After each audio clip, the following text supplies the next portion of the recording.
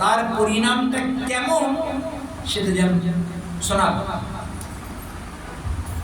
আমাদের সংসারের টেক্সচারটা কেমন আর শিবাসের সংসারের টেক্সচারটা কিরকম একটু জেনে নেই। যাদের যদি কিছু কথা থাকে চুপ রাখুন, আমার কথা বলার পরে কথা বলবেন। আমি স্বাভাবিক ওইরকম, যেখানে যাই এরকম দাপটে কথা বলি, ওই রকম আমি একা কথা বলবো, তারপর সবাই চুপ করে শুনবো। আর সবাই আপনারা যদি কথা বলেন তাহলে আমি চুপ করে শুনবো, তারপর আমি কথা বলবো। সেই জন্য অন্য কথা নয় তো, এই একাদশী শুনুন না, মঙ্গলে মঙ্গল আপনাদের জন্য। আমি ইন্ডিয়া থেকে এসেছি,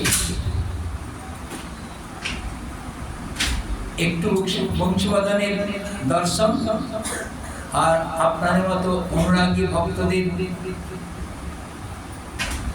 আশীর্বাদ নেবার জন্য এসেছি। আমাকে প্রচুর পরিমাণে আশীর্বাদ করবেন আজ একাদশী দিনে, যেন গুরুদেবের আদেশ অনুসারে ভজন করতে পারি। এই অভিপ্রায় আমার প্রভু একটু ডেকে নিয়ে আজকে ওখানে যাওয়ার কথা ছিল, আমাদের গৌড়িয়া মাঠে, মাত্র গৌড়িয়া মাঠে। এই কথা অনুসারে প্রভু বলছেন যখন বংশীবদনের আগে আমি 7 দিন পাঠ করেছি। লকডাউনের আগে আমি এখানে এসে 7 দিন 8 দিন ছিলাম, 7 দিন পাঠ করেছি এখানে। পুরানো যারা আছেন মনে আছে, অনেকের বা মনে নাই, যাই হোক আজকে সেই সৌভাগ্য আপনারা দিয়েছেন। একাদশী তিথিতে এসে আমার খুব ভালো লাগছে। এই শহরে মাঝখানে কত সকলেই ভক্তদের পেয়েছি। আমরা সকলেই একই প্ল্যাটফর্মে অবস্থান করছি। কৃষ্ণং বন্দে জগৎগুরু, কৃষ্ণই একমাত্র আমাদের জগতের গুরু, কৃষ্ণই আমাদের একমাত্র আরাধ্য দেব। কৃষ্ণকে ভজন করাই আমাদের একমাত্র কৃত্য। তাহলে একটা পথ কিনা, যেখানেই থাকে না কেন আমাদের মহাজনগণ বলেছেন মহাজন জেন গতস্য পন্থা, একটাই মাত্র পথ, সেই পথে যেতে হবে। সেই পথের চেহারাটা কেমন, সেই পথে যাব কেমন করে, সেই কথা বলতে গিয়ে আমি এখানে আসছি। শিবাসের ঘরে ওইরকম একটা দুর্ঘটনা ঘটলো। কেউ মহাপ্রভুর কাছে আগে বলেননি কীর্তনে আনন্দ হচ্ছে না কেন, সেই কথা জিজ্ঞাসা করতেই ভক্তরা বলছে মহারাজ হায় হায় শিবাসের পুত্রটা চলে গেল। শিবাসের পুত্র আজ আমাদের ছেড়ে চলে গেছে। মা বলে দিদি চল তো কোথায়, মাদুরটা খুলে মৃত পুত্রকে হাত দেওয়া যায়। শিবাসের বাড়িতে এসেছিলেন, এত সুন্দর পরিবেশ, অল্প বয়সে চলে যাচ্ছে কেন? আশ্চর্য কথা, ছেলেটা মরে গেছে কথা বলে, তাকে নিয়ে তার সঙ্গে কথা বলছে, ছেলে মানুষের কথা না। বললেন সমস্ত জীবের প্রাণ সত্তা স্বরূপ, জীবন স্বরূপ শ্রী চৈতন্য মহাপ্রভু ভগবান। আজ ভগবান স্পর্শ করার সঙ্গে সঙ্গে মৃত শরীরটা সঞ্জীবনীর মতো জাগরিত হয়ে মহাপুরুষের কথা বলতে উঠে বসে কথা বলছে। বললেন প্রভু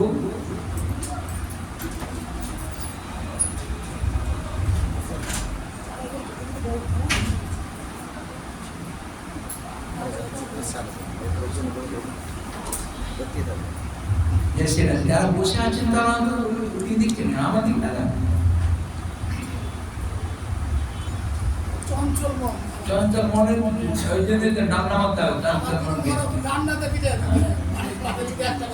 ভগবান নিজে বলেছেন चंचल ही मन कृष्ण प्रमादि परमदिन तस्साहं निग्रहं मन्ये वायु विदुर सुरस्कर।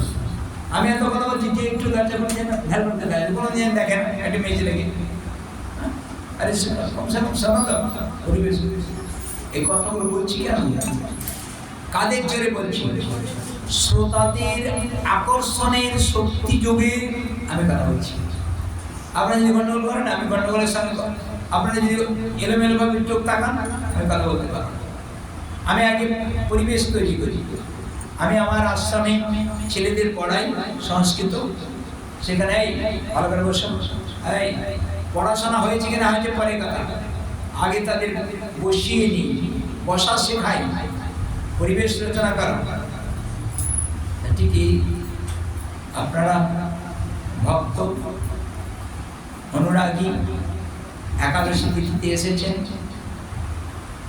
সেই সুযোগে আমিও আসার সুযোগ পেয়েছি দুটো একটা কথা বলার মতো সুন্দর সুযোগ পেয়েছি কমসে কম আপনাদের কি হবে না হবে জানি না আমার অনেক লাভ প্রথমে বংশীবাদনের করুণা পাবো আর আপনারা আমার দিকে শুভ দৃষ্টি করলে আমি কিছু কথা বিশেষভাবে বলতে পারবো আপনাদের আশীর্বাদ পাবো সেই জন্য শুনুন না আসে বেটা বললেন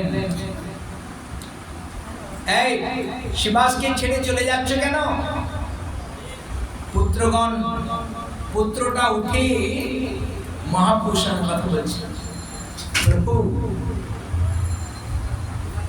এই সংসারের সংবিধান তো আপনি তৈরি করেছেন ভালো করে শুনবেন এই সংসারের সংবিধান আমার গৌরহরি তৈরি করেছেন কে কোথায় জন্ম নেবে কে কতদিন বেঁচে থাকবে কে কতদিন কতটুকু আহার করবে কতটুকু নিদ্রা যাবে কতটুকু তার আয়ু পরমায়ু সংবিধান প্রদাতা কে সংবিধাতা কে আপনি জীব যদি মনে করে আমার সামর্থ্য অনুসারে আমার যোগ্যতা অনুসারে এই জগতে দাপটে চলব বলে সব বোকা মোর একদম নাম্বার 1 বোকা পারবে না গাছের পাতাটাও নড়তে পারে না ওই সংবিধাতার একটির বাইরে গিয়ে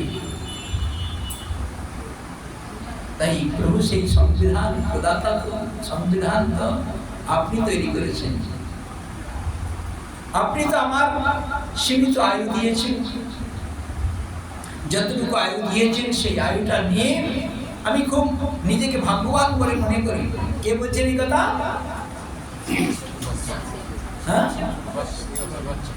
শিবাসের মৃত পুত্র জীবিত হয়ে মহাপুরুষের সঙ্গে কথা বলছেন আমরা সব জীবিত আছি না মৃত মৃত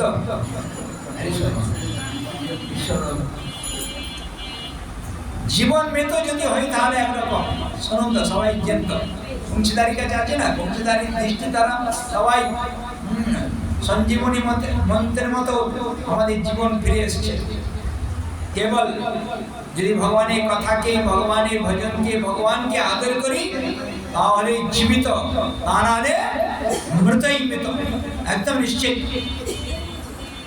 তাই শিবাসের পুত্র শিবাসের সঙ্গে কথা বলছি আমাদের মহাপুরুষের সঙ্গে কথা বলছি প্রভু আপনি সংবিধাতা আমার সীমিত আয়ুতে শিবাসের মতো পিতাকে লাভ করেছিলাম আপনাকে দর্শন করেছি শিবাসের গৃহে প্রসাদ গ্রহণ করেছি আপনার শিবভক্তে কলিযুগে ধর্ম হরিনাম সংকীর্তন শ্রবণ করেছি আমার জীবন ধন্য আমি এতটুকু মনে করেছি আমার জীবন ধন্য আমি অল্প বয়সে আমার যাবার উপযোগী নয় বয়স নয় তা হলো আপনার সংবিধানকে আদর করে নিয়েছি আমি পারবো না আমার চেষ্টার দ্বারা আমাকে আমার আয়ুকে এক্সটেনশন করতে তাই মনুষ্য জীবন জগতে যাদের আপনি সৃষ্টি করেছেন তাদের কি করণীয় যদি একবার হরে কৃষ্ণ একটু এগিয়ে আসবে সামনে ওরা বুঝতে পারছে না। হরে কৃষ্ণ সামনে জায়গা রাখবেন না, মায়েদেরও অল্প অল্প করে ঠিক আছে।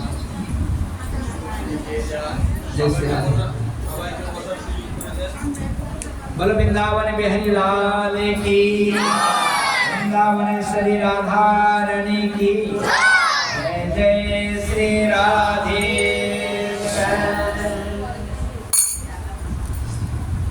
জগতের জীবের একটাই করণীয় কেবল ঈশ্বর আরাধনা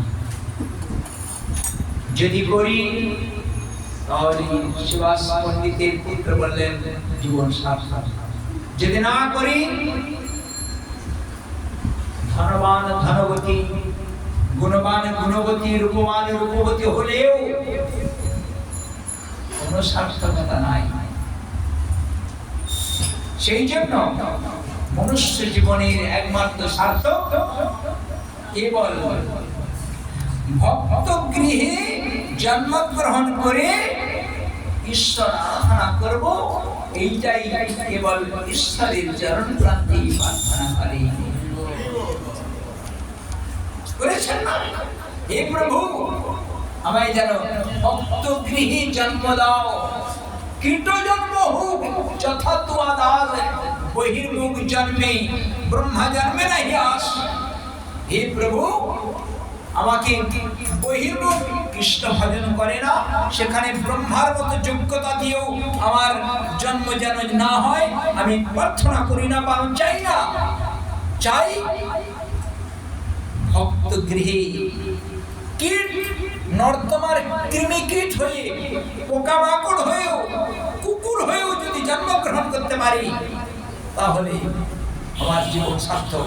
প্রভু যদি আমার যোগ্যতা অনুসারে যদি আবার জন্মগ্রহণ করতে হয় তাহলে তুমি এইরকম ভক্ত গৃহে আমায় জন্মগ্রহণ করিয়ে দাও প্রভু। হে প্রভু আমার সেই কথা আজ বিধাতা শুনেছেন, তাই আমার ভক্ত গৃহে শিবাসের মতো ভক্ত গৃহে আমার জন্ম হয়েছে। আপনার মতো ভগবানকে দর্শন করেছি, আপনার কথা শ্রবণ করার মতো সুযোগ লাভ করেছি, আপনার প্রসাদ গ্রহণ করেছি। কৃষ্ণ নাম শুনতে শুনতে আমার দেহ থেকে প্রাণ চলে গেছে। এর চাইতে আর উত্তম বস্তু কি আছে? চাই না আর অন্য কিছু। দেখুন না, শিবাসের ঘরে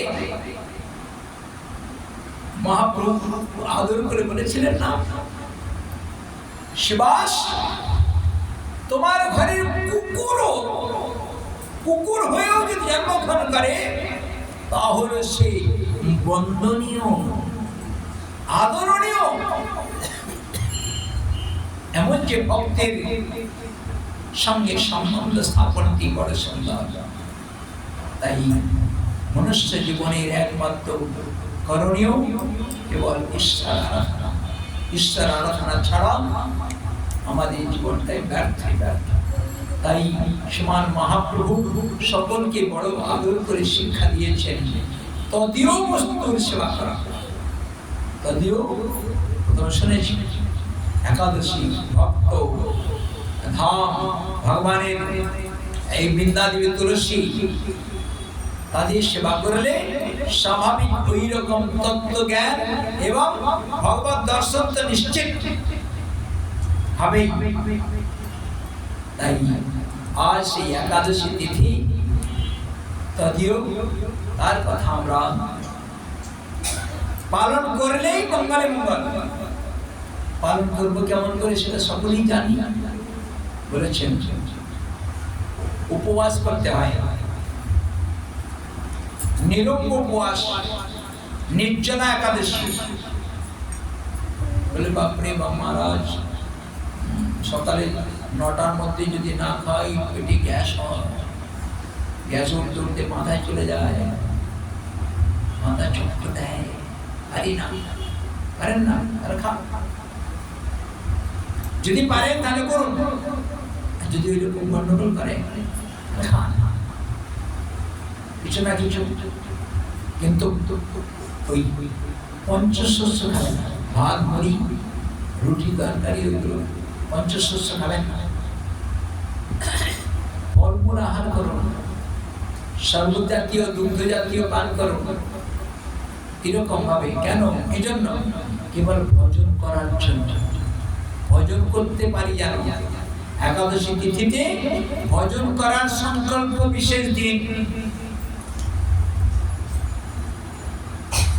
সাধুরা বলেছেন তাই নির্জলা থাকতে নির্জলা থাকলাম, বা দুপুরের পরে মাথা ঘুরতে ঘুরতে ধুম করে পড়লো, দাঁতি লেগে গেল, তাকে নিয়ে দৌড়াদৌড়ি করছে। তার তো ভজন গেলই, আরো তার পিছনে পিছনে দু চারজন দৌড়াচ্ছে, হসপিটালে দৌড়াচ্ছে, ওষুধ দিচ্ছে, কত রকম করছে। ওই রকম শরীরে একাদশীর কথা বলা, নির্জলার কথা বলা হয়। যাদের সামর্থ্য আছে, সামর্থ্যবান পুরুষ নির্জলা করবেন। অনুকল্পের বিধান দিয়েছে তার জন্য, অনুকল্প করে একাদশী করা। একাদশী করা অনুকল্প মানে অল্প করে খেয়ে কোনো রকমে শরীরটা কষ্ট না হয়, উদ্বেগ না পায়, তার জন্য শরীরটাকে ওই রকম শরবত আদি দ্রব্য অনুকল্প বলে ফলমূল আহার করে ভোজন করা। উপবাস মানে না খেয়ে থাকা একটা উপবাস। আর উপবাস মানে উপ মানে সমীপে বসয়তি ইতি উপবাস।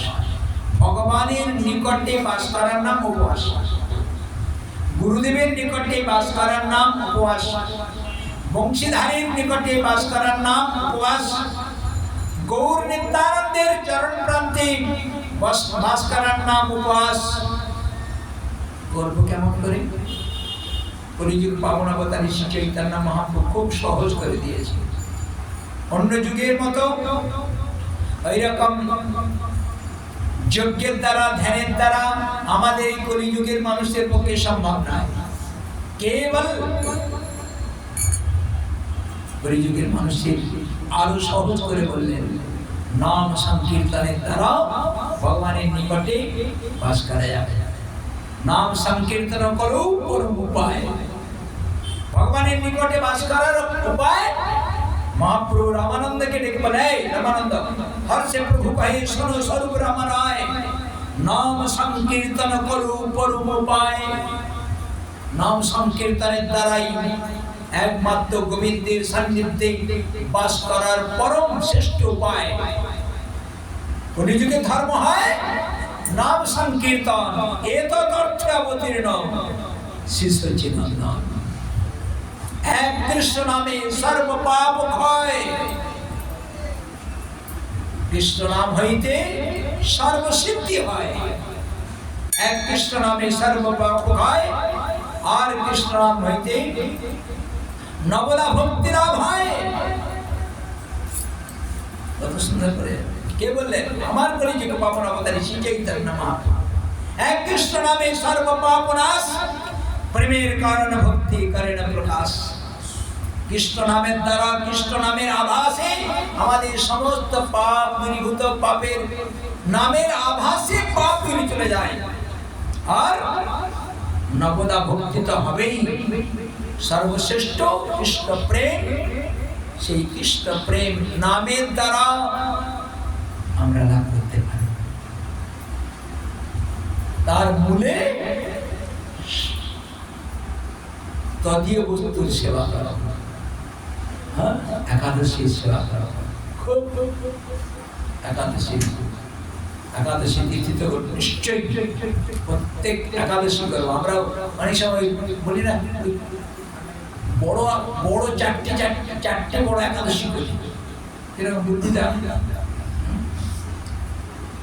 পাঁচটা আঙুল এটা ছোট, এটার কোনো কাজের না, কেটে ফেলে হয়। সবগুলো যেমন সমাজ, যেটা যেমন যখন দরকার যেরকম সেভাবে সৃষ্টি করে যায় বাবা। তারপরে একাদশী ছোট বড় না, সব একাদশীর সমান মান্যতা সমান দিয়েছেন, মান্যতা সমান দিয়েছেন। সেই জন্য প্রত্যেকটি একাদশী করতে হবে। কতদিন ধরে এখানে একাদশী কে কে করেননি? বলে বাবা এত লোকের সামনে হাত তুলবো, কোন প্রেস্টিজের ব্যাপার নাই, নিষ্কপটে বলুন, সবাই করে। কে করেননি হাত তোলেন তো দেখি। সবাই করে, সবাই করেছেন, বা তার জন্য সকলের কাছে আমি প্রণাম নিবেদন করি। রাধে রাধে। সকলেই ভক্ত, সকলেই একাদশী করেন, একাদশী করবেন। তদীয় একাদশী মানে তদীয়, তার সেবা করবেন। একাদশী সাধু সেবা করতে হবে। তদীয় যেমন একাদশী, তদীয় হচ্ছে সাধু সেবা। সাধু সাধু সেবা করলে কি হবে বলে, সাধু সেবা সাধুর করুণাতে। আমাদের ভক্তিবিনোদ ঠাকুর, নরোত্তম ঠাকুর পদের মধ্যে কত সুন্দর করে জানিয়েছেন না, দর্শনে পবিত্র করো এই তোমার গুণ।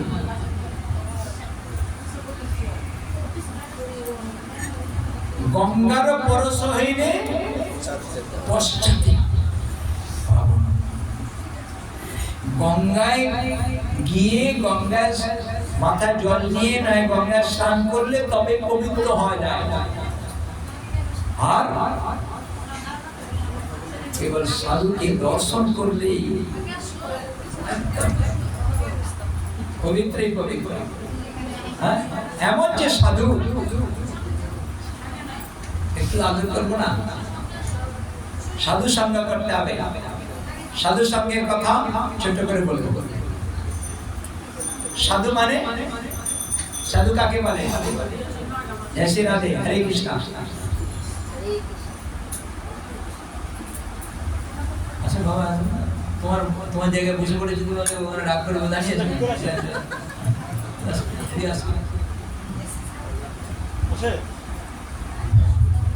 বলেন সাধুকা, প্রথমে প্রথমে সাধু কাকে বলে? সাধু মানে কৃষ্ণ সাধনতি সাধু। হরে কৃষ্ণ। সাধুর পরিভাষা কি? কৃষ্ণকে যিনি সাধনা করেন তিনি সাধু। আমরা বলতে পারি বা জানি, ওই তো লাল কাপড় পরে আছে সন্ন্যাসী, হ্যাঁ, ব্রহ্মচারী, বা ওই হিমালয়ে বসে থাকে জটাজটধারী, হ্যাঁ, অনেক খুব ভালো কথা বলে, বা কিছু কথা বলে না, মৌন হয়ে থাকে, হ্যাঁ, আর কি ভক্তি করে জাতি সব খেয়ে নেয়, অনেক খায়, নাহলে কিচ্ছু খায় না। বাপরে, এই ধরনের একটা সাধুর কিছু ডেফিনেশন দিই আমরা। কিন্তু আমাদের জীব গোস্বামী পাদ বললেন, জানো সাধু কাকে বলে? সাধুর পরিভাষা কি? একটাই, কৃষ্ণ, কৃষ্ণকে সাধনতি সাধনা করেন যারা, তারাই সহজ করে বলে। সে যেখানেই থাকো, পাহাড়ের গুহার মধ্যে থাকতে পারে, আশ্রমে থাকতে পারে, গৃহে থাকতে পারে, পুরুষ হতে পারে, স্ত্রী হতে পারে, বালক হতে পারে, বৃদ্ধ হতে পারে, কুমার হতে পারে, কুমারী হতে পারে, এটাকে চেনা বড় কঠিন।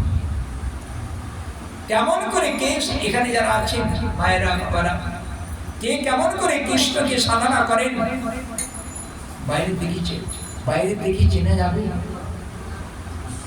বাইরে দেখে চেনা যাবে না, ওটা অন্তর্নিহিত ব্যাপার। কৃষ্ণকে কেমন করে আমি ভালোবাসি, কৃষ্ণকে কেমন করে ভজন করি,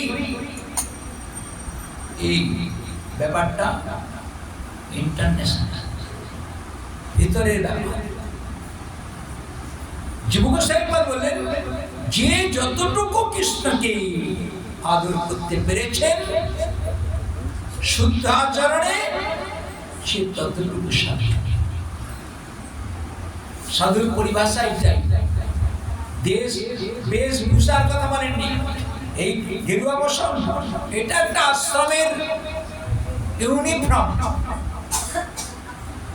আশ্রমে ব্রহ্মচারী সন্ন্যাসীদের আশ্রমে থাকার একটা বেশ, স্কুলে যেমন স্কুল ড্রেস, হসপিটালে, পুলিশ, অন্যান্য ডিপার্টমেন্টে যেমন ইউনিফর্ম থাকে, সেই ইউনিফর্মটা ভজনের বিশেষ নয়। সাধুর বেশ ধারণ করলাম, ভজন করলাম না, ওটাকে সাধু বলা যাবে না। সেই জন্য জীব গোস্বামী বলেন, কৃষ্ণকে যিনি সাধনা করেন তিনিই সাধু। বলে চিনব কি করে মহারাজ? বলে এইটাই তো ব্যাপার, চেনা বড় কষ্ট।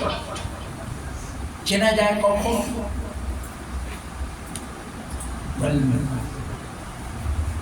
মন্দিরে পূজা করতে গেলে কি মন্ত্র বলতে হয় না?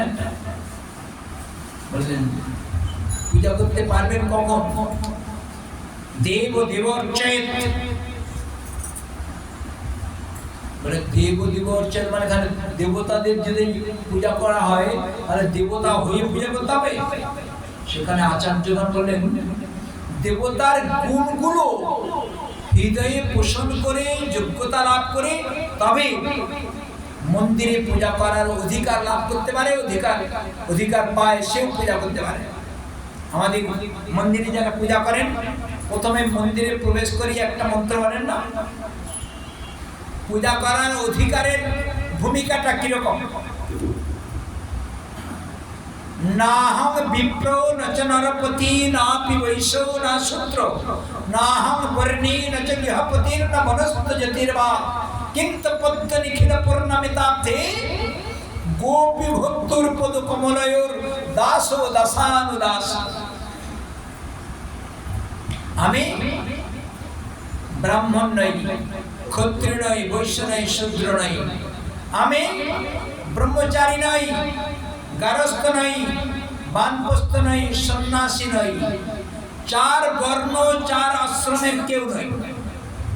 হরে কৃষ্ণ। ভালো করে শুনবো। মন্দিরে খালি মন্দিরে ঢুকলেই, ঘরে একটা মন্দির আছে, যে কোনো একটা মন্দির বানিয়ে নেয়, মন্দিরে অন্তরে মন্দিরে আছে। হ্যাঁ, গোবিন্দের সেবা করব কোন ভূমিকায়, প্ল্যাটফর্মটা কোথায়, কেমন? ভালো করে শুনবেন। আমি চার বর্ণ চার আশ্রমের কেউ নই। তাহলে নাহং বিপ্র নচ নরপতি নাপি বৈশ্য না শূদ্র গৃহপতির বনস্পত জ্যোতির্বা কিন্তু পদ্ম নিখিল পূর্ণমিতাব্ধি। কিন্তু তার একটা তো পরিচয় আছে, যেটা কে? গোপী ভক্তুর পদ কমলয়ুর দাস ও দাসানুদাস। গোপীগণের ভর্তা কে? সে বর্তমানে স্বামী। বর্তমানে এই ভাতার বলি না, এই ভর্তার স্বামীর অপভ্রংশ কথা ভাতার হয়েছে। ভাতার মানে বর্তমানে স্বামী মানে ভরণ পোষণ গ্রহণ করেন, ভরণ পোষণ চালনা করেন, আমাদের পরিচালনা করেন, শুধু কাপড় দিয়ে দুটো খেতে দিয়ে নয়, আমাদের দেহের অঙ্গ প্রত্যঙ্গের প্রতিটা রন্ধে রন্ধে অবস্থান করছেন। প্রাণ পঞ্চ প্রাণ হয়ে দেহের ভিতরে এবং বাইরে অবস্থান করছেন। এই হাতের মধ্যে যেখানে ওই প্রাণের দেবতা যদি অবস্থান না করে না, সেইটাই প্যারালাইজ হয়ে যায়, উঠতে পারে না, ধরে নিয়ে আর এই হচ্ছে না, হয় না? প্রাণ অপান উদান ব্যান সমান, এই পাঁচ বান প্রাণ বায়ুরূপে আমাদের শরীরের মধ্যে অবস্থান করছেন, যিনি তিনি হচ্ছেন গোপীগণের ভর্তা, গোপীগণের স্বামী, গোপীগণের পালনকর্তা। সেই গোবিন্দের দাসীর অনুদাসীর দাস, সেই গোপীগণের, সেই প্রভুর শ্রীকৃষ্ণের ভক্তের দাসের দাস যদি হতে পারি, তাহলে মন্দিরে পূজা করার, ঘণ্টা নাড়ার অধিকার লাভ হবে। এই মন্ত্র উচ্চারণ করে নিজের দেহটাকে ভূত শুদ্ধি লাভ করে পূজা করার আসনে বসে ওই আচমন করে নিয়ে অপবিত্র পবিত্র বা সর্বাবস্থাং গতো পিবা যস্মরে পুণ্ডরিকাক্ষম সপাচ্ছভ্যন্তর শুচি মন্ত্র উচ্চারণ করে গঙ্গা জল ছিটিয়ে যে পূজা করতে বসি সেই দাসানুদাস আমার পরিচয়। বৈষ্ণবগণের দাস সূত্রে আমার নিজস্ব পরিচয়। আর আত্মার, এই দেহের নয়।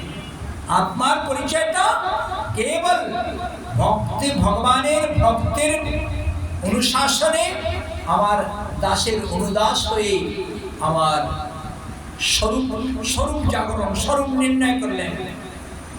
এইটা যতক্ষণ পর্যন্ত না হয়েছে ততক্ষণ পর্যন্ত ঘন্টা নাড়িয়ে বেদর মন্ত্র উচ্চারণ করে অনেক নিয়ম কারণ আসন মুদ্রা স্থাপন করেও গোবিন্দকে নিবেদন করলে গোবিন্দ সেটাকে আদর করে না।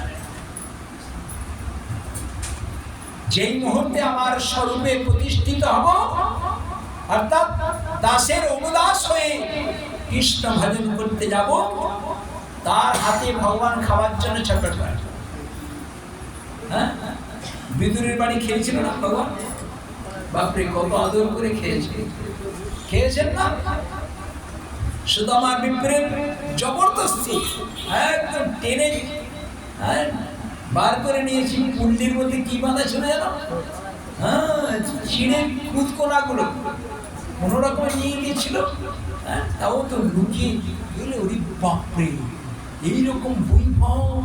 তারপরে কৃষ্ণ যে যত্ন করলো, সোনার থালার মধ্যে রাজভোগ খেতে দিয়েছে। সেই চিড়ের খুদকোনাটাকে বগলের মধ্যে চেপে ধরে বোঝা চলছে, না পারি ফেলতে, না পারি দিতে। কি করে বাবা বলতে বলতে ঠিক সেই কথাই মনে করে দিয়েছে। আচ্ছা সুদামা, তুমি আমার জন্য কিচ্ছু নিয়ে আসো না? কি করে বের করবো, কি করে? এখানে এটা প্রেস্টিজের ব্যাপার আছে না? দেব কি করে? এমন ঐশ্বর্যের মধ্যে, এমন আমার পরম পুরুষ ভগবান শ্রী গোবিন্দকে এই সামান্য খুদকোনাটা দেব কি করে? আর গোবিন্দ দেখছে না কি ব্যাপার, লুকাচ্ছে কেন? নিশ্চয়ই মিলে কিছু আছে। হ্যাঁ, সেটার প্রতি লক্ষ্য পড়ে গেল। বকরের মধ্যে চেপে দিয়েছে। না না না না না, মানে কি লুকাচ্ছ কি দেখি? জবরদস্তি সেই পুণ্যটাকে বের করেছে। বাপরে, ভগবানকে ডাকতে হয় না, ভগবান তুমি আমার কাছে আসো, ভগবান তুমি এগুলো খাও বলতে হবে না, ভগবান তুমি আমাকে রক্ষা করো বলতে হয় না। আরে ভগবানের মূর্তই তো, বলুন না। এখানে অনেক প্রতিদিন পাঠায় তো, প্রতিদিন পাঠ হয়। এখানে অনেক সাধু হরিকথা বলে গেছেন, অনেক সাধু হরিকথা বলেন। প্রত্যেকের কাছে শুনেছি প্রহ্লাদ মহারাজ অত বিপদের মধ্যে পড়েছিল, একবারও চিৎকার করে বলেছে ভগবান তুমি আমাকে রক্ষা করো বলেছেন। অথচ ভগবান প্রহ্লাদ মহারাজ যত বিপদে পড়েছিল সমস্ত বিপদ থেকে রক্ষা করার ব্যবস্থা কে দিয়েছিল? পাড়ার লোক, হ্যাঁ, ক্লাব সমিতি, প্রশাসন বিভাগ, গোবিন্দ ব্যবস্থা করেছেন। সমুদ্রের মধ্যে ফেলে দিয়েছে বা বুঝ করেছে। হ্যাঁ, আরে প্রহ্লাদ তুমি চিন্তা করছেন প্রভু, আগুনের মধ্যে ফেলে দিয়েছে, কত কিছু ব্যবস্থা করবার, মানে ওইটা বলতে হবে না কেন? ভগবান বললেন আমি আমার ভক্তকে পালন করার জন্য সংকল্প নিয়েছি, আর সেই ভক্তের অনুশাসনে চলার জন্য আমার একটা কর্তব্য, আমার একটা স্বভাব, স্বাভাবিক স্বভাব। বলেছেন অহম ভক্ত পরাধীন, আমি আমার ভক্তের অধীনে থাকতে আমি ভালোবাসি, এটা আমার স্বাভাবিক নিজস্ব একটা স্বভাব।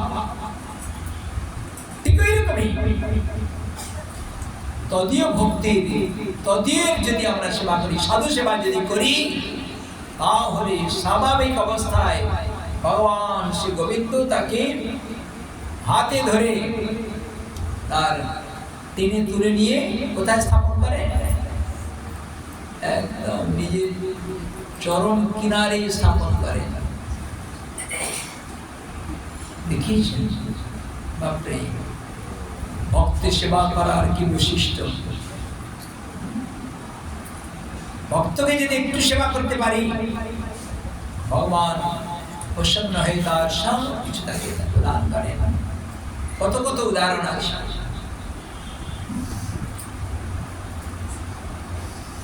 সাধু সেবার, সন্ত সেবার এমনি স্বাভাবিক স্বভাব বলেছেন। সাধু দ্বারে দ্বারে গিয়ে উপস্থিত হন না সাধুরা, রাধে রাধে, হরে কৃষ্ণ, জয় শ্রী রাধে, জয় রাধে, রাধে রাধে। গৃহস্থের বাড়ির সামনে গিয়ে সাধু এরকম চিৎকার করে বলছেন, কেউ আছে না কি গো? রাধে রাধে। ওইরকম ও দাদা ওইরকম বলে না, রাধে রাধে, হরে কৃষ্ণ, এইটাই তাদের সংকেত। আর গৃহস্থের বাড়ির সামনে একটা খাঁচার মধ্যে একটা পাখি ছিল। হ্যাঁ, পাখিটা সাধুর কথা শুনে, ওই রাধে রাধে হরে কৃষ্ণ শুনে, পাখিটা খাঁচার ভেতর থেকে বলছে, জয় রাম শ্রী রাম, জয় জয় রাম, জয় রাম শ্রী রাম, জয় জয় রাম, জয় রাম শ্রী রাম, জয় জয় রাম, জয় রাম শ্রী রাম, জয় জয় রাম, জয় রাম শ্রী রাম, জয় জয় রাম, জয় রাম শ্রী রাম। अरे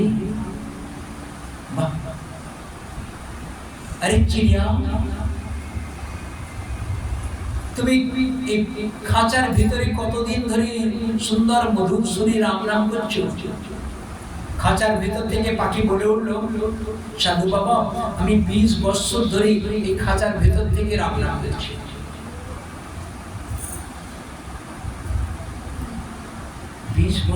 হ্যাঁ সাধু বাবা। আচ্ছা সাধু পাখি বলছে, আচ্ছা সাধু বাবা রাম নাম করলে রাম নামের ফল কি? সাধু বাবা তখন বললেন, রাম নাম করলে রাম নামের ফল এই ভববন্ধন মোচন হয়ে যাবে। খাঁচার ভেতর থেকে পাখি গুরু গম্ভীর স্বরে বলে উঠল, কখনোই নয়। সামান্য 20 বছর ধরে আমি রাম নাম করছি, সামান্য পিঞ্জর খাঁচার ভেতর থেকে খাঁচার বন্ধন মোচন হবে না, আর আপনি বলছেন ভববন্ধন মোচন হয়ে যাবে। সাধু বলে, ভারী পাখি বলে কি হবে? বড় টনটনে জ্ঞান তো। হ্যাঁ, বলতে না বলতে গৃহস্থ বাড়ি ভিতর থেকে বাইরে বেরিয়ে এসেছে। अरे आइए बाबा, क्या चाहिए बताइए ना। हाँ, क्या चावल डाउल पैसा कपड़ा क्या चाहिए? आप सबकी सेवा के लिए क्या सेवा करूं बताइए ना। এখনকারের মতো না, যারা ধাম করে বন্ধ করতে। সাধু যখন এসছে মানে কিছু নিয়ে যেতে এসছে, ধান্দা করতে এসছে, নাহলে কুকুরটা খুলে দেবো, কেউ কেউকে তাড়াবে, বাস সাধুর ঝামেলা মিটে যাবে, আর ভিক্ষা দিতে হবে না। গৃহস্থের করণীয় অতিথি সেবা করা। অতিথি দ্বারে আসলে কমসে কম সামর্থ্য অনুসারে কিছু না কিছু সেবা করতে হবে। যদি না করি তাহলে অতিথির পাপটা গৃহস্থ পেয়ে যায়, পাপ দিয়ে চলে যাবে। যদি সেবা করি তাহলে গৃহস্থের পাপটা অতিথি নিয়ে চলে যায়। দেখতে পাই না, কানেকশন নাই, অথচ কার্যকারিতা হয়ে যাবে। হ্যাঁ নিশ্চিত। সাধু বাবা বললেন, এই পাখিটাকা বলে, সাধু বাবা আমার আদরের পাখি, আমাকে খুব রাম নাম শোনায়, বলে আমাকে যদি ভিক্ষা দিতে চান তাহলে ওই খাঁচার পাখিটা খুলে আকাশের পাখি আকাশে ছেড়ে দেয়। সাধু বাবা আমার আদরের পাখি 20 বছর ধরে রাম নাম শোনাচ্ছি, আপনি না, আমি অন্য কোনো সেবা ভিক্ষা নিতে চাই না, আমার একটাই ভিক্ষা, খাঁচাটা খুলে পাখিটাকে ছেড়ে দেন। গৃহস্থ মনে মনে চিন্তা করছেন, যদি সাধুর কথা না শুনি তাহলে আমার গৃহের অমঙ্গল হবে। তাই ধর্মভীরু গৃহস্থ সাধুর পোষণের জন্য, সাধুর সেবার জন্য, সাধুর কথা অনুসারে ওই 20 বৎসরের আদরের পোষা পাখিটাকে খাঁচা খুলে আকাশে ছেড়ে দিল। পাখি খাঁচা থেকে বেরিয়ে একটা গাছের ডালে বসল। সাধু তখন বলছে, দেখলেন তো পাখি, তোমার নামের প্রভাবে তোমার খাঁচার বন্ধন মোচন হয়ে গেছে। বলে, কখনোই নয়, আমি বিশ্বাস করি না। তার মানে সাধু বাবা, আমি আমার অনুভূতির কথা বলি, শুনুন। বাপরে, পাখি খাঁচার ভিতরে ছিল, এখন গাছের ডালে বসেছে, তো তাই জোর করে বলছেন, সাধু বাবা, আমি আমার অনুভূতির কথা বলি, শুনুন। 20 বৎসর ধরে খাঁচার মধ্যে থেকে রাম নাম করতে করতে আপনার মতো মহাত্যাগী সন্ন্যাসীর দর্শন করার সৌভাগ্য লাভ হয়েছে। আর ওই খাঁচার ভেতর থেকে আমি আমার সমস্ত জীবনের কথা উজাড় করে আপনার চরণে যখন নিবেদন করেছি, সেই নিবেদনটি মঞ্জুর হয়েছে। তাই আমি জানি, আমি অনুভব করেছি, আমার রিয়েলাইজেশনের ভূমিকা থেকে, ফাউন্ডেশন থেকে আমি বলতে পারি, বলি, আপনার করুণায় এই খাঁচার বন্ধন মোচন হয়ে গেছে। আর আমি বিশ্বাস করি, এই জগতের কোন বন্ধন আমাকে বেঁধে রাখতে পারবে না। আমার জন্য একদম গোবিন্দের চরণ প্রান্তে তীব্র গতিতে যাবার রাস্তা আপনি করে দিলেন। এই সাধু বাবা, তার জন্য আপনার চরণ প্রান্তে জয় জয় নিতাই গৌর সদানন্দে।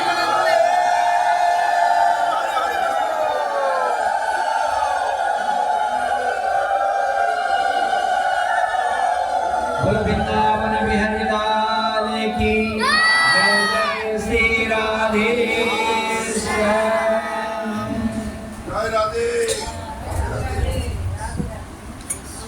সাধু করুণা হলে স্বাভাবিক ওই রকম খাঁচার বন্ধন মোচন হয়ে যায়। এখন বলি, খাঁচা, এই দেহটা আমাদের খাঁচা, আর পাখি আমাদের আত্মার পাখি। সাধু ভাগবতের কথার এক সাধু, আর ভাগবতের কথাকে আশ্রয় করে জীবনকে কেবল কৃষ্ণগত প্রাণ করেছেন। তারা সর্বত্যাগী, তারা জগতে সাধুরূপে কৃষ্ণ ভজন করে যারা, তারা সাধু। সেই সাধুর কথা শ্রবণ করলে স্বাভাবিকই ওই রকম আত্মার কল্যাণ তো নিশ্চিত। ভগবান তার প্রতি প্রসন্ন হয়ে তাকে এই দেহের মধ্যে অভিনিবেশ, সংসারের মধ্যে যে অভিনিবেশ, সমস্ত অভিনিবেশ দূর করিয়ে স্বাভাবিক কৃষ্ণ ভজনের পথ দেখিয়ে দেন। কৃষ্ণ ভজন করার রাস্তা তাকে দেখিয়ে দেন। কৃষ্ণে তার মনোনিবেশ হয়ে যায়। আমি অনেক সাধু সঙ্গ করলাম, কিন্তু মন আমার কৃষ্ণ ভজন করার জন্য আকুপাকু করে না। এমন যে স্বাভাবিক প্রবৃত্তি, জানতে হবে তার সাধু সঙ্গ হয়নি। সাধুর কাছে থাকলেই সাধু সেবা হয় না। সাধুর আদেশ, সাধুর নির্দেশ, সাধুর স্বাভাবিক প্রবৃত্তি অনুসারে যে নির্দেশ আদেশ করে দিয়েছেন, সেটাকে পালন করার নাম সাধু সঙ্গ, সাধু সেবা। সেই জন্য আমরা খুব যত্ন করব সাধু সেবা করার জন্য, অর্থাৎ সাধুর নির্দেশ পালন করার জন্য যত্ন করব। সাধুর নির্দেশটাই একমাত্র বিশেষ পালন করাটাই বিশেষ সেবা। কলিযুগে কলিযুগে সাধু পাওয়া কষ্ট জানি, জীবের লাগিয়া সাধু গুরু রূপে কৃষ্ণ আইল নদিয়া। নদিয়াতে আমার সচিনন্দন গৌর হরি এসেছেন সাধু রূপ ধারণ করে, স্বয়ং ভগবান হয়ে আজ সাধু রূপ ধারণ করে এসেছেন। সময় হয়ে গেছে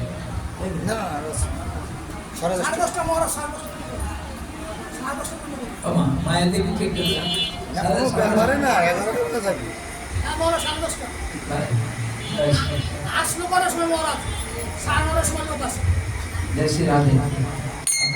জায়গা তো সীমিত জায়গা, আবারও সবাই এসছে, ঠিক আছে 9:30 হবে, 10:30 পর্যন্ত। কলিযুগ পাবন অবতারী শ্রী চৈতন্য মহাপ্রভু তিনি সাধু রূপ ধারণ করে এসেছেন। কত বছর এই জগতের রাজত্ব করে গেছেন? 48 বছর। 2 ভাগে ভাগ করলেন, একটা গৃহস্থদের জন্য, একটা সন্ন্যাসীদের জন্য। 24 বছর গারস্থ লীলা করেছেন। গারস্থ লীলা করে গৃহস্থ ভক্তদের জন্য, গৃহস্থ ভক্তগণের কি করণীয় কেউ বলতে পারবেন না। আমার সচিনন্দন গৌর হরি তাদের জন্য কোনো শিক্ষা দেয় না, একদম। পুত্র পরিবার, স্বামী স্ত্রী, আত্মীয় স্বজন, বন্ধু বান্ধবকে নিয়ে গৃহে থাকে, কেমন করে ভজন করতে হবে আমার কলিযুগ পাবন অবতারী শ্রী চৈতন্য মহাপ্রভু সুন্দর করে দেখিয়েছেন। গৃহীজন শিক্ষক নেশিকুল নায়ক, গৃহীগণের শিক্ষার জন্য 24 বছর লীলা করেছেন। আর সন্ন্যাসীগণের, নেশিকুল মানে সন্ন্যাসীগণের শিক্ষা দেওয়ার জন্য চৈতন্য মহাপ্রভু 24 বছরে সন্ন্যাস গ্রহণ করলেন। সন্ন্যাস গ্রহণ করে বাস সোজা পুরী ধামে চলে গেলেন। সেই শ্রী চৈতন্য মহাপ্রভুর কথা ছোট্ট করে একাদশী দিনে শুনি। মহাপ্রভুর আশার অভিপ্রায় দেখি, এই জগতে এসেছেন আশার অভিপ্রায়। আমরা যদি শুনি আমাদের কথা, তাহলে তো মহাপ্রভুকে ভালোবাসি, তাই মহাপ্রভু কথা বলছি। মহাপ্রভু বড়, ভালো, সুন্দর, তার কথা বলছি, আমাদের কথা বলব। শ্রীমদ্ ভাগবত কি বলতে চাইছেন শ্রী চৈতন্য মহাপ্রভু সম্বন্ধে? আমাদের শ্রী চৈতন্য মহাপ্রভু যে ভগবান, এখনো পর্যন্ত অনেকেরই জানা নাই। যদিও থাকে, সন্দেহ থাকে, যদিও জানা থাকে, দৃঢ়রূপে বিশ্বাস করে উঠতে পারছি না। এই দুর্বলতা ছেড়ে দেন। আসুন না, আমি 47টা প্রমাণ দিয়ে দেখাতে পারবো শ্রী চৈতন্য মহাপ্রভু, শ্রী চৈতন্য মহাপ্রভু যে ভগবান। 47টা শ্রীমদ্ ভাগবত, উপনিষদ, পুরাণ, অনন্ত সংহিতা, সমস্ত বেদে বলেছেন, সমস্ত প্রমাণ দিয়ে বহু জায়গায় শ্রী চৈতন্য মহাপ্রভু যে ভগবান সেটা আমাদের জানিয়েছেন। তার সেই কথায় যদি আমাদের সংশয় বা আমাদের দৃঢ়তা না আসে, আমাদের দুর্দৈব। সেই জন্য দুর্দৈবকে দূরীভূত করে শ্রীমদ্ ভাগবত বললেন, এই শোনো, কৃষ্ণ বর্ণন তিসা কৃষ্ণ সঙ্গ পার্ষদম যুদ্ধি সংকীর্তনে প্রায় যজন্তি সুমেধসা। কৃষ্ণ বর্ণম, কৃষ্ণ বর্ণম মানে কৃষ্ণকে যিনি বর্ণনা করেন। কৃষ্ণ বর্ণ মানে কৃষ্ণের গায়ের রংটা নয়।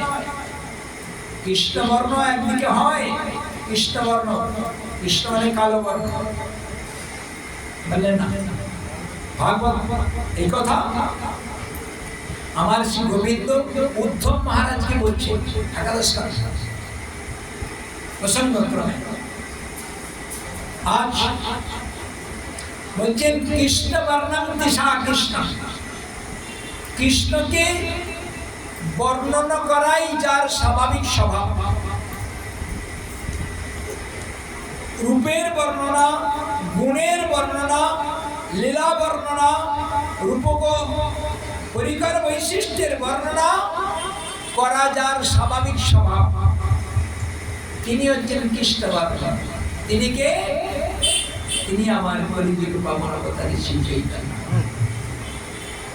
জন্মগ্রহণ করে কৃষ্ণ বর্ণনা করেননি, জন্মগ্রহণ করার আগেই বাতাবরণকে সুন্দর করে, এখানে দেখেন সুন্দর করে বাতাবরণ সৃষ্টি করে দিয়েছেন। এখানে ভক্তরা এসে যাদের সুষ্ঠুভাবে হরিকথা শুনতে পারেন তার জন্য বাতাবরণকে ভক্তরা প্রস্তুত করেছেন। কলিযুগ পাবন অবতারী শ্রী চৈতন্য মহাপ্রভু আসার পূর্বেই সমস্ত জগৎবাসীকে হরিনাম সংকীর্তনের দ্বারা, মাঙ্গলিক কর্মের দ্বারা আকাশ বাতাস মুখরিত করে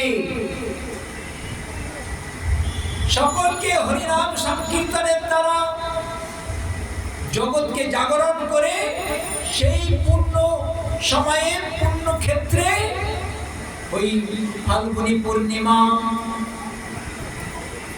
চন্দ্রগ্রহণ ছাড়ে সকলকে হরিনাম করে সেই হরিনাম সংকীর্তনের বাসরে সেই ভূমিকাতে অবতীর্ণ হলেন। অবতীর্ণ হয়েই তিনি কেবল কৃষ্ণকে বর্ণনা করেছেন। দেখেন ছোটবেলায় মায়ের কোলে শুয়ে শুয়ে কথা বলতে পারে না, শিশুদের লীলা করছেন ভগবান। সব জেনেও সব বুঝেও আজকে লীলা করছেন বড় সুন্দর। সকলকে কৃষ্ণ নাম করানোর তার অভিপ্রায়। নিজে কথা বলতে পারে না, অথচ সকলকে কৃষ্ণ নাম করাবেন, সকলকে বলাবেন। কিভাবে করেছেন? কান্না করেছেন। মহাপ্রভু এমন ভাবে কাঁদছে, সচিমা হাতে তালি দিয়ে আয় আয় আয় খোকা খোকা। মায়েরা কত কিছু, নবদ্বীপবাসীরা মায়েরা কত কিছু খেলনা দেখাচ্ছে, ঝুনঝুনি বাজাচ্ছে, কত কিছু বলছে, কান্না থামছে না। যেই হাতে তালি দিয়ে হরে কৃষ্ণ কৃষ্ণ কৃষ্ণ হরে হরে, হরে রাম রাম রাম হরে হরে, হরে কৃষ্ণ কৃষ্ণ কৃষ্ণ হরে হরে, হরে রাম রাম রাম হরে হরে, হরে কৃষ্ণ কৃষ্ণ কৃষ্ণ হরে হরে, হরে রাম রাম রাম হরে হরে, হরে কৃষ্ণ কৃষ্ণ কৃষ্ণ হরে হরে, হরে রাম রাম হরে হরে। আমার শ্রী চৈতন্য মহাপ্রভু অসহযোগ আন্দোলনের বিশেষ ভূমিকা। কেঁদে কেঁদে নিজে বলতে পারছেন না হরিনাম বলবো, হরিনাম বলো, বলতে পারছেন না। মায়ের কোলে শিশুরূপী এমন কান্না করছে, কত রকমের খেলনা দিয়ে ভোলানোর জন্য, কান্না থামানোর জন্য চেষ্টা করেছেন, কোনো মতে কান্না থামেনি। থেমে গেল কিসে? মায়েরা যখন হাতে তালি দিয়ে হরিনাম করতে আরম্ভ করলেন, বাড়ি আমার নিমাইয়ের কান্না থেমে গেছি। হ্যাঁ, এখন সবাই শিখে নিল, নিমাই কান্না করলে একটাই মন্ত্র, সেটা কি? হরে কৃষ্ণ। আমাদের ছেলেদের যদি কান্না হয় তাহলে কি হবে? আরে কত কিছু এই মোবাইল দিয়ে কত রকম খেলনা দেখায়, সব কার্টুন ফাটন দিয়ে দেখ দেখ দেখ দেখ, মাও এমন করে, ছেলেটা এমন করে, হ্যাঁ কৃষ্ণ নাম বলে না, হরিনাম বলে না, আরে মোবাইল দেখি না, জীবন থেকে তো মহাপ্রভু দেখিয়েছেন হরিনাম, কান্না থেকে আরম্ভ করেছে এখান থেকে। আর আমরা দেখাচ্ছি মোবাইল। বলুন মায়েরাই লজ্জা লাগবে না? মায়ের 6 মাসের কোলেটাকে 6 মাসের ছেলেটাকে ফেলে রেখে ওই পার্টির সঙ্গে বেড়াতে যেতে পারবে? আজকে মায়েরা যাচ্ছে কলকাতায় গিয়ে আমি গেছি, ছেলেটাকে কাঁদছে, তার ঠাকুমা মুখ করে নিয়ে বলবে, হ্যাঁ মায়ের কাছে ঠাকুমা করতে পারবে? কাঁদছে, কি হলো? বলে কি বলবো, সে লজ্জা পাচ্ছে, ঠাকুমা বলতে লজ্জা পাচ্ছে। বলছে দার্জিলিংয়ে ওদের অফিসের স্টাফেরা গেছে, তাই ছেলেটাকে, আরে 6-7 মাসের ছেলেটাকে ঠাকুমার কাছে রেখে তার অফিসের পার্টির সঙ্গে অফিসের স্টাফেদের সঙ্গে যেমন কান্না করে তেমন বোতল ধরিয়ে দেয়। ছোটবেলা থেকে মোবাইল দেখাতে শেখাচ্ছে আর বোতল ধরা শেখাচ্ছে। সেই ছেলে বড় হয়ে কি শিখবে? হ্যাঁ, প্রথমে বোতল ধরবে, হ্যাঁ, আর চলতে চলতে আসবে, ছেলেকে ছেড়ে তো তুই তো শিখেছি, তারাও তো শিখিয়েছিস। মোবাইল আজকে সরকারও দিচ্ছে আর বাবা মাও বড় বড় মোবাইল ধরিয়ে দিচ্ছে। কতজন, কয়েকজন, কটা এরকম হরিকথা প্রচার হোক, হরিকথা শুনবো, হরিকথা প্রচারের জন্য হরিভক্ত সঙ্গের সংযোজনা করার জন্য মোবাইল ব্যবহার করে। যদিও করে 1%, 100 ভাগের 1 ভাগ, আর 99% ওই রকম ইতর বস্তু দেখার জন্য মোবাইল খুললেই তো এরকম কি আছে, বাস জীবনটা, সংসারটা, জগৎটা নষ্ট হয়ে গেল। সেই জায়গায় শ্রী চৈতন্য মহাপ্রভু সকলকে কেবল হরিনাম সংকীর্তন শিখিয়েছেন। শ্রী চৈতন্য মহাপ্রভুর অভিপ্রায় একবার সকলের কাছে হরিনাম সংকীর্তন চলে যায়, জগৎ উদ্ধার করার জন্য, জগতের কল্যাণের জন্য। শ্রী চৈতন্য মহাপ্রভু প্রথম থেকে কথা বলতে পারে না, শিশুরূপে ওই রকম হরিনাম সংকীর্তনে মুখরিত করার জন্য, নবদ্বীপবাসীকে কৃপা করার জন্য ব্যবস্থা করেছেন, করিয়েছেন, দেখিয়েছেন না? একটু বড় হয়েছে, বাপরে, বিশ্বরূপ নিমাইয়ের বড় ভাই সন্ন্যাস নিয়ে চলেই গেল। হ্যাঁ, সচি মাতা বলছে কি গো, শোনো না, বিশ্বরূপকে পণ্ডিত করলে, লেখাপড়া শিখতে, বাবা মাকে ছেড়ে দিয়ে তো সন্ন্যাস নিয়ে চলে গেল, তুমি শোনো না, আমার ছেলে মূর্খ হয়ে থাকবে, ঘরে থাকবে, আর লেখাপড়া শেখাতে হবে না, তুমি লেখাপড়া বন্ধ করো। নিমাই বলছি রান্না করে হাঁড়ি করে যেখানে ফেলে দেয় সেখানে গিয়ে চুপটা বসে আছে। ছি নিমাই ওখানে বসে আছে, আরে বেটা, তাহলে কেন মা কি এখানে বসে থাকবে, কি হয়েছে? বলে আরে ওটা তো অপবিত্র জায়গা, ওখানে নোংরা, ঝুল কালি নোংরা। মহাপ্রভু একসঙ্গে কতগুলো শিক্ষা দিয়েছেন। বলেন মা, শ্রীমদ্ ভাগবতে 3য় স্কন্ধে সুন্দর করে দেখবেন, মাতা দেবহূতিকে কপিল দেব ভগবান কত সুন্দর করে বলেছেন। বলে মা, কি বলছো কি তুমি? যেখানে ভগবান শ্রী বিষ্ণুর জন্য নৈবেদ্য তৈরি হয়েছে, সেই হাঁড়িগুলো নোংরা, সুতো, অপবিত্র। হায় হায়, বুদ্ধি খারাপ হলে তবে কেন বলে? আর সত্য কথা, যদি তাই হয় আমি বুঝবো কি করে? আমার লেখাপড়া বন্ধ করে দিয়েছ, আমি তো কোনটা পবিত্র, কোনটা অপবিত্র, কোনটা শুদ্ধ অশুদ্ধ তো বুঝি না। আমার যদি লেখাপড়া শেখাতে একটু, তাহলে কিছু তো জ্ঞান হতো। পাড়ার লোক শুনে বলে, বাপরে, হরি সুচি, ও মিশ্র ঠাকুর, এইরকম ছেলে, আমাদের ছেলেকে মেরে ধরে পিটিয়ে পাঠশালায় দিতে পারি না, আর তোমার ছেলে পড়তে যায়, পড়তে চাইছে, তাই তুমি পড়াচ্ছ না? আরে দাও দাও, আগে পাঠ পড়াও। মহাপ্রভু দেখাচ্ছেন বিদ্যা আমাদের দরকার আছে। সেই বিদ্যা যদি কৃষ্ণ ভজন করে তাহলে সেই বিদ্যার ফল জানি হো নিশ্চয়। কৃষ্ণ পাদ পদ্মে যদি চিত্তবৃত্ত রয়, আমি বিদ্যা শিখবো কি জন্য? কেবল কৃষ্ণ ভজন করার জন্য, কৃষ্ণকে জানার জন্য।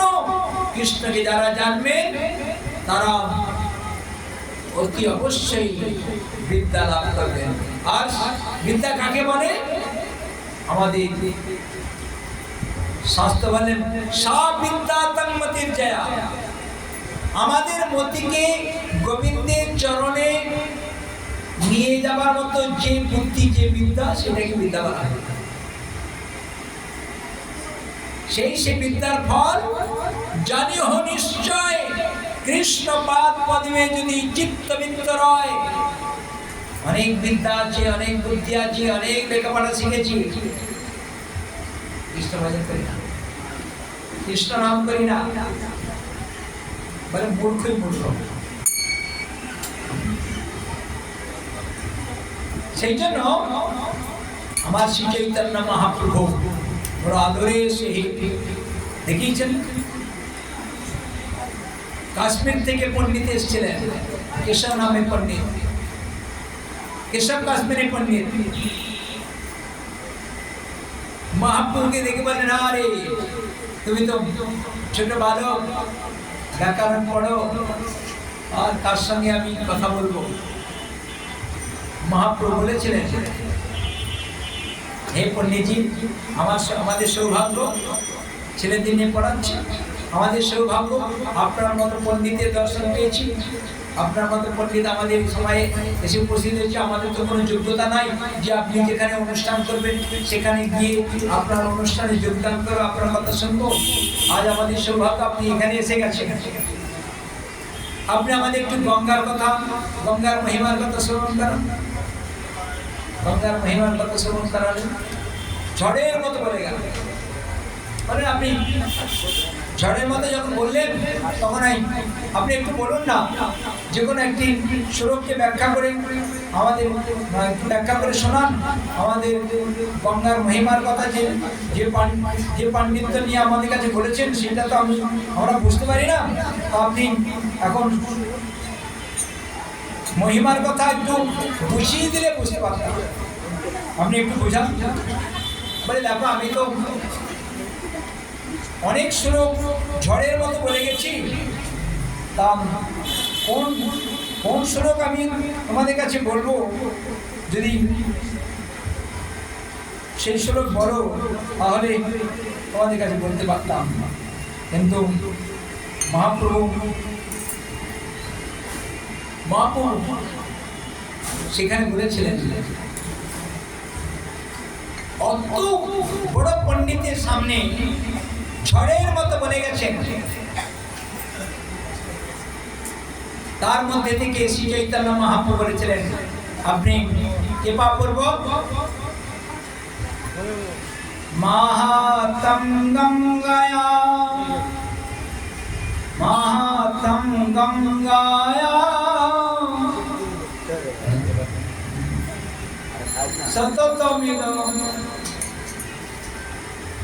সততমিদমাহো মহিপতি, সততমিদমা ভাতি নিতরাম। যদে সা শ্রী বিষ্ণু চরণ কমলোৎপত্তি চরণ কমলোৎপত্তি শুভগা দিতায়াসি লক্ষ্মী রিপুসুবনরৈ রচন চরণ ভবানী ভর্তুষা শিরসি বিভবতল্প শুভগা। বলে, আমি ঝড়ের মতো বলে গেছি, তার মধ্যে থেকে, আর আমি আমার বুদ্ধিতে নয়, আমি আমার সরস্বতী মাতার করুণাতে আমি বিদ্যা লাভ করেছি। আর আমার জিভার মধ্যে সরস্বতী মা বসিয়ে আমাকে গঙ্গার মহিমার কথা কীর্তন করিয়েছেন। সরস্বতীর বরপুত্র আমি, আর আমি ঝড়ের মতো বলে গেছি। তার মধ্যে তুমি মাঝখান থেকে একটা শ্লোক কি করে মুখস্থ করে নাও, সেটা আমাকে আবার তুমি বলছো। মাহাত্ম গঙ্গায়া সততমেদমা মা ভাম নিতরাম। বাপরে, মানে দেখুন, আপনি যেমন সরস্বতীর বরপুত্র হয়ে সরস্বতীর আশীর্বাদ পেয়ে আপনি বাগ্মিতা লাভ করেছেন, শ্রুতিধর হয়েছেন, সেই রকম কেউ কেউ তো সরস্বতীর কৃপাতে শ্রুতিধর তো হতে পারে, শুনে শুনে সঙ্গে সঙ্গে মুখস্থ করতে পারে। ওই জন্য কোনো চিন্তা করবেন না, আপনি কৃপা করুন। তখন সেই শ্লোকের ব্যাখ্যা করলেন মহাপ্রভু। বললেন, এই শ্লোকের মধ্যে আপনি কি কিছু খুঁজে পান? কেশব, কাশ্মীর থেকে কেশব পণ্ডিত সমস্ত দেশ জয় করতে করতে এই মায়াপুরে এসছেন। কি জন্য? বর্তমানে অক্সফোর্ড ইউনিভার্সিটিতে পাস করলে তার যে সার্টিফিকেটের মূল্যায়ন, তদানীন্তনকালে এই নবদ্বীপ মায়াপুরের সার্টিফিকেট যদি লাভ করা যেত, তার বিদ্যার, তার সার্টিফিকেটের মূল্যায়ন তদপেক্ষা বিশেষত্ব ছিল। তাই আজ কাশ্মীর থেকে পণ্ডিত কেশব নামে পণ্ডিত এসে পণ্ডিতদের সঙ্গে কক্ষা করে, যুদ্ধ করে সেখান থেকে জয়পুত্র নেবার জন্য উপস্থিত হলেন। সেই কেশব কাশ্মীরি পণ্ডিতের সঙ্গে মহাপ্রভুর সঙ্গে বাক্যালাপ হচ্ছে। তিনি ঝড়ের মতো গঙ্গার মহিমার কথা বললেন। বলার পরে একটি শ্লোক ব্যাখ্যা করতে বললেন, ব্যাখ্যা করলেন। মহাপ্রভু বললেন, পণ্ডিতজি যদি কিছু মনে না করেন, যদি রাগ না করেন, তাহলে ছোট করে একটু বলি। এই শ্লোকের মধ্যে, আপনার ব্যাখ্যার মধ্যে কোনো দোষ নাই তো? বলে, আরে দোষ লেশ মাত্র নাই। তুমি বুঝবে কি করে? তুমি তো ব্যাকরণের ছাত্র। ন্যায় অলংকার কত এর মধ্যে ভরা আছে, তুমি বুঝবে কি করে? তুমি বুঝতে পারবে না। বললেন, যদি কিছু না মনে করেন, যদি রাগ না করেন, তাহলে বলি। তখন শ্রী চৈতন্য মহাপ্রভু ওই শ্লোকে বললেন, শুনুন মহারাজ, কাশ্মীর থেকে এসছেন পণ্ডিতজি, শুনুন, এখানে 5টি দোষ আর 5টি গুণ বিশেষভাবে দেখা যাচ্ছে। আর আরো সূক্ষ্ম বিচার করলে আরো অনেক ওই রকম দোষ ভুরি ভুরি প্রমাণ আছে। কাশ্মীরি পণ্ডিত বলে, দেখি। বলেন, হ্যাঁ, সহজ করে বললেন না, ভবানী ভর্তুষা। ভবানী বললেই শিবের গৃহিণী বোঝায়। আবার যদি বলেন ভবানী ভর্তুষা, তাহলে পার্বতী দেবীর আরেকজন স্বামী ছিল নাকি? দ্বিরুক্তি দোষ হয়। এইরকম দোষ চরণ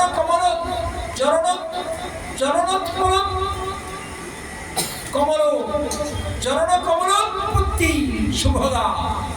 ভগবান শ্রী বিষ্ণুর কমল স্বাভাবিক জল থেকে সৃষ্টি হয়, উৎপত্তি হয়। ভগবানের চরণ থেকে কমলের সৃষ্টি। এইরকম ভাবে 5 জায়গায় দোষ দেখালেন, 5টা গুণ দেখালেন। প্রাস, অনুপ্রাস, সমস্ত ছাত্ররা স্বাভাবিক হাততালি দিচ্ছে, আরে বাপরে খুব সুন্দর হয়েছে। হ্যাঁ হ্যাঁ। মা বলে, মানিকে অসম্মান করতে নাই, মানের মান দিতে হয়। পণ্ডিত স্বাভাবিক, তার মান সম্মান আছে, দিতে হয়। পণ্ডিতজি মনে মনে চিন্তা করছে, বলে কি ছোট ব্যাকরণের ছেলে, ন্যায় প্রাস সমস্ত যে শ্লোক রচনা করতে গেলে যে সমস্ত দরকার, অনুপ্রাস সবগুলো দোষে দোষ। মহাপ্রভু তাকে বুঝিয়ে বললেন, মনে চিন্তা করবেন না, আজকে একটু বিশ্রাম করুন, আজকে অনেক রাত্রি হয়ে গেছে, আজকে বিশ্রাম করুন, কালকে এরপর থেকে আমরা এই বিষয়ে আবার আলোচনা করব। আজকে মহাপ্রভুর কথা আপনার ছোট করে শুনছি। মহাপ্রভু ছোট্টবেলা থেকে কথা বলতে পারে না, শিশুরূপে সকলকে হরিনাম করেছেন। একটু বড় হয়ে পড়াশোনা শিখে কাকে ধরেছেন? দুনিয়া যা জয় করে আসছেন তাকে ধরেছেন। জগতের শিক্ষিত সমাজের প্রণবটাকে নড়িয়ে দেওয়ার জন্য বললেন, আজকে যান বিশ্রাম করুন। পণ্ডিত কেশব নামে পণ্ডিত আর বিশ্রাম হয়? মানের মান যদি একবার চলে যায় না, টেনশনে ঘুমাবে না। হ্যাঁ, সারা রাত ঘুমাতে পারেনি, বসে সরস্বতী মাতার জপ করলেন। सरस्वती महाभागे विद्या कमललोचने विश्वरूपी विशारदां विद्यादेहि नमोस्ते सरस्वती नमो नित्यं भद्रवल्ले नमो नमो भेद वेदांत वेदात्मो विद्यास्थाने प्रयोजो नवर्कबिंबाद सिमद जलद गलन ततांग केयूरकेटिकं गणं स्फुरत्करानो पुरडावनन्दितं नमामि कोटिं मुखीं सरस्वती ने सरस्वती माते কত সরস্বতী শব্দ। তুমি এই বড় পণ্ডিতের কাছে আমি যদি পরাস্ত করতে, তাতে আমার দুঃখ হতো না। আমি দেশ বিদেশ জয় করে আর এই নবদ্বীপেশকে একটা ব্যাকরণের ছাত্রের কাছে আমাকে পরাস্ত হতে হলো। বড় যোদ্ধা যদি বড় যোদ্ধার কাছে হেরে যায় না, তাহলে দুঃখ হয় না। ছোট বালকের কাছে যদি হেরে যায়, বহু প্রেস্টিজের ব্যাপার। সরস্বতী মাকে বলছেন, তুমি আমায় এই ছোট বালকের কাছে, ব্যাকরণ ছাত্রের কাছে আমায় হারিয়ে দিলে, কি অন্যায় করেছি? তুমি আমার জিভায় বসে শোধন করে তার সঙ্গে তাকে পরাস্ত করতে পারলে না? বলো কি অন্যায় করেছি? আমার অপরাধটা কোথায়? হে সরস্বতী মা, আমায় তুমি বলো, আজকে তোমায় বলতেই হবে। সরস্বতী মা প্রকটিত হলেন ওই রাত্রি থেকে সব কাশ্মীরের কাছে। বেটা শোনো, তোমার প্রতি আমি প্রসন্ন হয়েছি। বলে হ্যাঁ, আমার প্রতি প্রসন্ন? ও তাহলে আমাকে অপমান? বলে না রে বেটা, অপমান নয়। তুমি জানো না কার কাছে এসে উপস্থিত হয়েছে? তুমি যে আমায় পূজা করো, আমি যে তোমায় বর দিয়েছি, আমাকে যে শ্রদ্ধা করো, জানো সে আমার কে? আমার পতি দেবতা। আজ তোমার বিদ্যা সার্থক হয়েছে। সারা বিশ্ব জয় করতে করতে এই আমি যে বিদ্যা দেবী, বিদ্যার পতি দেবতা যে গৌর সুন্দর, তার চরণ প্রান্তে এসে উপস্থিত হয়েছে। আজ তোমার জীবন সার্থক, তোমার লেখাপড়া সার্থক, বিদ্যা সার্থক। সার্থক পরিপূর্ণ হবে শিক্ষার্থী শীঘ্র গিয়ে তার চরণ প্রান্তে সমর্পণ করো তোমার জীবন। শ্রী চৈতন্য মহাপ্রভু আমাদের কেশব কাশ্মীরি পণ্ডিত সরস্বতী মাতার কথা শুনে সকাল না হতে হতে দ্রুত গতিতে গিয়ে মহাপ্রভু চরণে সাষ্টাঙ্গে প্রণাম করে চরণটা জড়িয়ে ধরে হা হো করে কাঁদতে কাঁদতে চোখের জলে মহাপ্রভু চরণকে ধুয়ে দিয়েছে। বলে প্রভু তুমি আমায় কৃপা করো। বলে আরে ছাড়ো ছাড়ো, তুমি এত বড় পণ্ডিত, লোকে দেখলে বলবে কি আমি সাধক পাহাড়ো। বললেন না প্রভু, আমি বুঝেছি তুমি কে। তুমি জগৎ কর্তা, জগৎ পালাইতা, এই কলিযুগের একমাত্র তুমি ভগবান। জগৎ জীবের উদ্ধার করার জন্য তুমি আজ এই সাধু রূপ ধারণ করে, ব্রাহ্মণ করে সচী মাতার পুত্র রূপে তুমি জন্মগ্রহণ করেছ। তুমি আমায় কৃপা করো, যেন তোমার চরণ প্রান্তে আমি সব কিছু সমর্পণ করি, তোমার পথে আমার জীবনকে পরিচালনা করতে পারি। মহাপ্রভু একে আদর করে তুলে কাছে বসিয়ে খুব আশীর্বাদ করলেন। বলেছিলেন সেই সময় সেই পণ্ডিতকে বলেছিলেন, সর্বদেশব বিদ্যার ফল, বিদ্যা লাভ করবো কেন, পাঠ করবো কেন, বলে কৃষ্ণ ভজন করার জন্য। কৃষ্ণ ভজিবার করে কেবল আমাদের শিক্ষা, কৃষ্ণ ভজন করার জন্য আমাদের শিক্ষা। সেই সে বিদ্যার এই কথা বলি আমরা শেষ করব।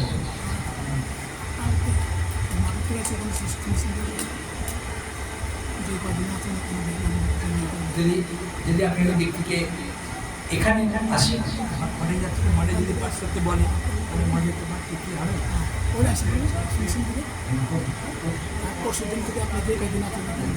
আমি এখানে যদি আসি, আমার প্রভু নির্দেশ নিশ্চয় পালন করবো। আমার খুব ইচ্ছা হয়, পারি আর না পারি কিছু বলতে ইচ্ছা হয়। ভগবান গৌর সুন্দরের কথা, তো শাস্ত্রের কথা, তোমার ভাগবতের কথা, কত দিক আছে মহাপুরুষ দিক, সারা জীবন বললেও শেষ হবে না। আমি ছোট্ট করে কেবল বলার জন্য, শিশু থেকে তিনি কেবল জগৎ কল্যাণের জন্য কি ব্যবস্থা নিয়েছেন, আমাদের গৃহস্থ জীবনের জন্য। গৃহী মানুষ শিক্ষক রূপে এসেছেন গৃহীদের, তারপরে আবার সন্ন্যাসীদের পাঠ আছে। সেই সন্ন্যাসীদের তিনি সন্ন্যাস নিয়ে কেমন সন্ন্যাসী হওয়া দরকার, সন্ন্যাসীদের কি শিক্ষা দিলেন, সেটা যদি কোনো সুযোগ আসে আবার সে কথার দিকে যাব। আজকে এখানেই সমাপ্ত করবো। কেশব কাশ্মীরকে পণ্ডিতকে বিদ্যার কথা, ছেলেদের বিদ্যা শিক্ষায় কিসের জন্য? এই বাংলাদেশ থেকে নয় ইন্ডিয়ায় যাবে, নয় বিদেশে যাবে, আমেরিকায় যাবে, লন্ডনে যাবে, যে বড় পজিশন তৈরি করে নিয়ে মানি নিয়ে আসবে, মান নিয়ে আসবে, মানি অ্যান্ড মান। টাকা আসলো টাকার জন্য, টাকার জন্য বিদ্যা নয়। বিদ্যা কেবল কৃষ্ণকে জানার জন্য, কৃষ্ণকে পাওয়ার জন্য। আজ সারা বিশ্বকে জয় করতে করতে কাশ্মীর থেকে ঘুরে এসেছেন কেশব নামে পণ্ডিত, তাকে বলেন এই শোনো, সেই সে বিদ্যার ফল জানি নিশ্চয়। বিদ্যার ফল কৃষ্ণ পাদ পদ্মে যদি চিত্ত বিদ্যুত রয়, চিত্তটা যদি কৃষ্ণের পাদ পদ্মে যায়, তাহলে বিদ্যার ফল স্বরূপ লাভ করেছে। তাই আমাদের খুব ইচ্ছা হচ্ছে কালকে আসার ইচ্ছা, কিন্তু জানি না আমাদের মাধ্য গৌরী মঠে আমাদের প্রভুপাদের, আমার গুরুদেবের স্থান। আমি এর আগে এসেছিলাম, সেখানে ভাগবত সপ্তাহ করেছিলাম। আমার খুব ইচ্ছা ছিল যে প্রভুপাদ এখানে ভাগবতকে একটি শ্লোক, জন্মাধ্যক্ষ শ্লোকে 3 মাস ধরে ব্যাখ্যা করেছেন। আমি অনেকবার ঢাকায় এসেছি, 2-1 দিন পাঠ করেছি, কিন্তু বহুদিনের ইচ্ছা ছিল যে এখানে বসে ভাগবত, সম্পূর্ণ ভাগবত 7 দিন ধরে করবো। যারা ছিলেন তারা গতবারে অনুমোদন করেছিলেন। একদিকে সংস্কৃত শিবির করেছি বিকালের দিকে, এবং রাত্রিতে শ্রীমদ্ ভাগবত সপ্তাহ 7 দিন ধরে করেছিলাম। আগামী সকালে যাওয়ার ইচ্ছা আছে, গোবিন্দকে প্রণাম করবো। আর যদি সেখানে আটকেই যাই তাহলে তো গুরুদেবের প্রভাবে একটু সেবা করতেই হবে। আর যদি ওখান থেকে ছুটকারা পেয়ে যাই তাহলে আবার আমার মুর্শিদারির কাছে এসে আবার নরসিংদী যাবো। আমার অল্প কয়েকদিনের প্রোগ্রাম, তাহলেও এখানে আসলে শাঁখারি বাজারে আশা করি মুর্শিদারির কাছে।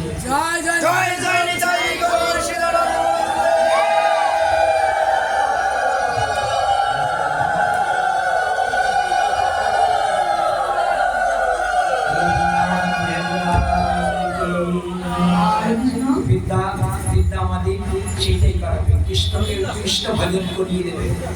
সেই বিদ্যা যদি না হয় তাহলে জীবন ব্যর্থ। মহাপুরুষের জন্যই বিদ্যা লাভ করেছেন, আর অন্যকে বিদ্যা দিয়েছেন কৃষ্ণ ভজন করানোর জন্য।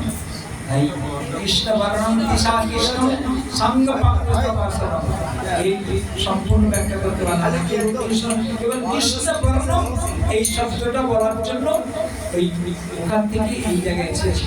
পরবর্তীকালে যদি সুযোগ হয় এই শ্লোকেরই আবার পূর্ণরূপে ব্যাখ্যা করার জন্য যত্ন বাঞ্ছা কল্পতরুভ্যশ্চ কৃপা সিন্ধুভ্যেব চ পতিতানাং পাবনেভ্যো বৈষ্ণবেভ্যো নমো নমঃ।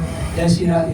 बोलो वृंदावन बिहारी लाल की, वंशीधारी राधा वंशीधारी की जय।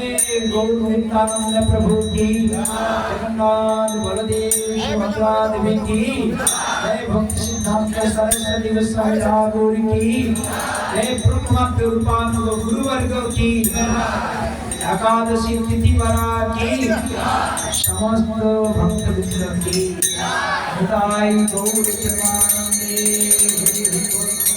जय श्री राधे। जय श्री गुरुपाद पद्म परिव्राज आचार्य जगन्नाथ स्वामी ओम विष्णुपाद अष्टोत्तर शत शिष्यमद भक्ति विजय वैष्णव स्वामी महाराज जी की जय। गौर प्रेमानंदे हरि हरि মহারাজ মালার আশীর্বাদ করে আর দাও ওই আরে পরশ করে দেন। হ্যাঁ এই দাও ধন্যবাদ দে। এসোস